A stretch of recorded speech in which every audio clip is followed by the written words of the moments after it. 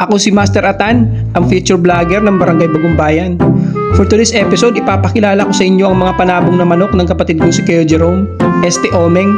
Alam nyo ba na ang gagaling nila at world class cock derby champion pa? Bili na!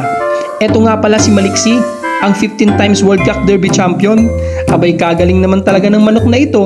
Biruin mo, umiinom muna ito ng Red Horse bago ang laban niya. Aray ko po. Abay dahil nga naman sa Red Horse, mas lalo siyang bumibili sa tumatapang.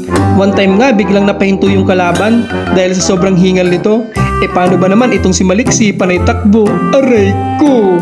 Ito naman si Butchuk, ang 30 times champion sa ulutan. Abay pambihira din ang skills ng manok na ito. Paano ba naman, kailangan muna nitong painumin ng gin bilog?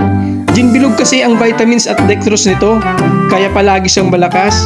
Kaya ayun, kaya niyang pumalo na 24 oras. Ito naman si Francis, ang manok na may 40 times na panalo. O diba, kita niyo naman sa tindig. Kakaiba ang manok na ito. Kumakain muna siya ng baga bago ang laban nito. Kaya naman, pagdating sa ulutan, panay talo ang kalaban.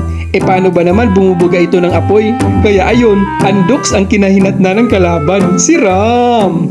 Ito naman si Morphy, ang may 50 panalo sa tupada.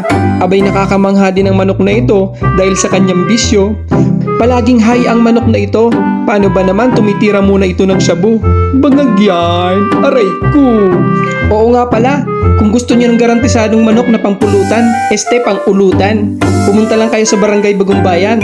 Hanggang dito na lang episode na ito. Shoutout nga pala sa pamangkin kong si Biento Serrero. Please like and follow kung nagustuhan nyo ang episode na ito. Maraming salamat sa panunood. Babu!